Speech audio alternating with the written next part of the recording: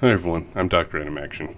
Welcome to the number 8 episode of my Personnel Office series, where I take a look at the members of the G.I. Joe team and compare them to their real-world equivalents. For this episode, we continue working our way through the 1982 Joe catalog and find the Joe's original mortar trooper, Short-Fuze.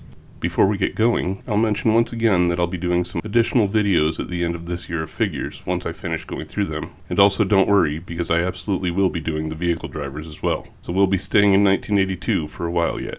Now, without further ado, let's dig in and take a look at Short-Fuze. As we do, let's take a look at the front of the card before we do anything else. Keeping with the format I've established so far, we'll take a few minutes to chat about his codename. I'm sure that most of you out there are familiar with the colloquial use of the term Short-Fuse to describe a person with a quick temper. But like so many idioms we use in our day-to-day lives, this one has its etymological roots in military terminology. In this case, it kind of describes a malfunction of a mortar or artillery round, or even a more purposeful scenario for an explosive. For mortars and artillery ammunition, it's possible to change out the fuse to make the rounds behave differently. If one of these fuses malfunctions, though, it's possible the round will detonate far earlier than expected once it leaves the barrel, meaning it had a short fuse. As you can imagine, this can be a pretty bad thing, which is why the term is a bad thing when associated to people as well, since it's indicative of an explosion going off in your face. As a brief tangent, and because none of the Joes would really let me talk about it, I wanted to look at another one of these idioms. Anyone know where the term "the whole 9 yards" comes from? It's a World War II phrase used by crew members on the B-17 Flying Fortress. The gunners on these aircraft had ammunition for their .50 caliber machine guns that came in 9-yard belts. On particularly difficult missions where they met a lot of resistance, they'd burn through their full ammo complement. So gunners would refer to such missions as having gone the whole 9 yards. So there's your bonus word knowledge for the day. Anyway, this is the only thing on the front of the card that jumps out at me, so let's flip it over and check out the file card. Like the front, he's listed here as a mortar soldier, but that leads to the first significant issue I notice, specifically that his primary military specialty is listed as artillery. That's an issue for me because artillery shoot cannons that are towed along behind vehicles, but mortar crews are infantrymen. I know that things have changed somewhat with numbering and naming of MOSs in the 20 years since I left active duty, but when I joined, you'd enlist as an 11 X-ray, which is general infantry, and then once you arrived at OSUT, or one station unit training, you'd be sorted into one of 4 specializations. There were 11 Bravos, which were basic infantry, 11 Hotels, which were anti-tank tow gunners, 11 Mikes, which were mechanized infantry that rode around in armored vehicles, and 11 Charlies, which were specifically mortar infantry, or I guess, indirect fire infantrymen. I know Short-Fuse has infantry listed as a secondary, but it just doesn't belong there. He also has engineer listed, and they probably meant for that to point to the somewhat tenuous link between indirect fire weapons and explosives. We also see here that he's from the regular army, with that RA designator on his serial number, and that is an E4, more likely than not meaning a specialist rather than a corporal. Moving down the card, we see a little about his background, but then also this part that says he enjoys abstract math and is able to plot azimuths and triangulations in his head. I'm not really sure of the benefits here, since an azimuth is simply a compass direction and triangulation is interpolating an unknown point from 2 known ones. What would be more valuable, since things like mortars fire in an arc, or if you're math inclined, a parabola, would be knowledge of multivariate calculus. You may also have heard of it called vector calculus. I took this class in college and applied abstract algebra, as, believe it or not, my bachelor's degree is in applied mathematics. But being highly skilled in this discipline is how you would calculate the intercept point of a parabola with an axis, or in mortar terms, where the round and the target are going to meet. You'd probably want to combine that with some trigonometry too, which is the most important field of math in any kind of shooting. But that's how you'll figure out your initial launch angles and such. At the end of the day, anything that sends something flying through the air, whether it's a mortar round, a regular bullet, a thrown ball, or whatever, the flight of that thing boils down to trig and calc, thanks to gravity. Yeah, physics 210, but we all know that's just applied math anyway. Enough of that though, let's keep going. We see later that the card says he went to artillery, infantry, and engineer school, but this is also questionable. As I've said in previous videos, it's likely that an E4, especially one who's a good enough soldier to get recruited by the Joe team, would be promoted to E5 by the time he's been on active duty for about 3 years. All of those trainings together would require 8 weeks of basic, 6 weeks for artillery, 6 weeks for engineering, and 5 weeks for basic infantry with another 5 for indirect fires. That would mean more than 7 months of those 3 years would have been spent in schools, and doesn't even count any additional training like airborne or any specialized Joe training. Needless to say, it's not very likely. Lastly here though, we see his weapon qualifications include the M14, which I mentioned was outdated at this point, an M16 and M1911, which are the basic issue assault rifle and pistol, the M79, which behaves pretty similarly to a mortar and was being phased out at this point for the 203, and both the M1 81mm mortar and M2 60mm mortar, the latter of which is what his figure comes with. None of these is unrealistic for an 11 Charlie, so no issues there other than that M14. That's about all the card has to tell us though, so let's move on to looking at his equipment and molded features. We'll start with the bits and pieces that are part of the figure sculpt. Well, Short-Fuze is pretty basic in that department. He's got his LBE belt and a shoulder harness that's probably there to represent the straps of his backpack. He's also got the 2 thigh pockets and 2 bicep pockets that a lot of the other figures of the time had. No big surprise there, since he uses the same torso mold as Zap, the same arm molds as every other figure in this year's lineup that didn't have short sleeves or wasn't Scarlet, and the leg and pelvis shared by Grunt, Stalker, and Zap. Just like I said when I covered those other figures, there's really no telling what's in any of those pockets. I will say that shoulder pockets weren't really a thing on the BDUs, or battle dress uniforms, which is the normal camouflage outfit that I wore, though there were some on the ABDUs, which are aviation BDUs, that I eventually got issued, and there are some on modern uniforms. On the ABDUs, we generally use those to hold pens and smokes.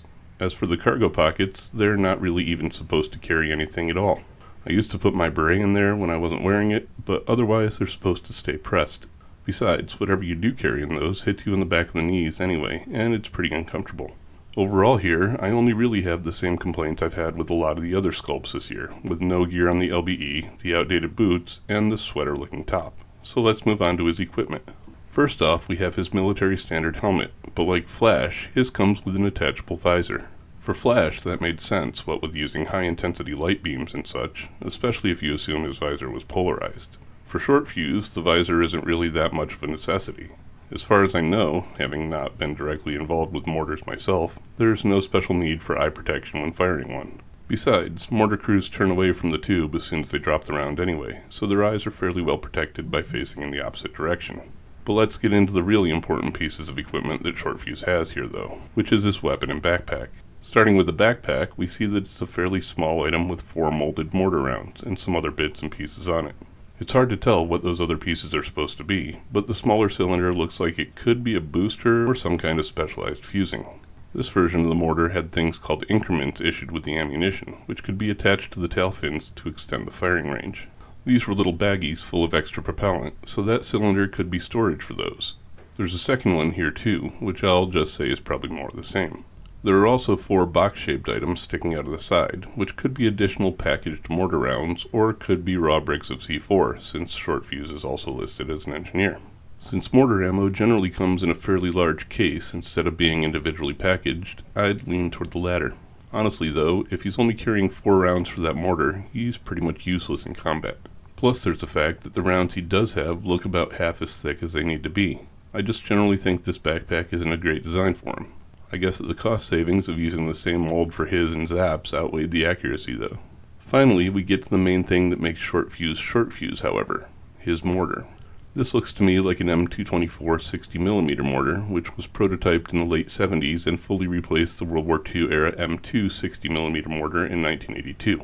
I know his file card says M2, but there are some things about it that just make me think it's the other one. The segments along the tube and the carrying handle are what seem to be more indicative of the M224, but the baseplate, bipod, and overall length look more like an M2, so it really could go either way. Also, the figure was released with multiple variations of the mortar, each with a different kind of carrying handle, so that could be a thing too. Whatever the case, the weapon itself is accurate enough though. What isn't accurate is that much like Breaker and Zap, he doesn't have a rifle, or at least a pistol, to go with it.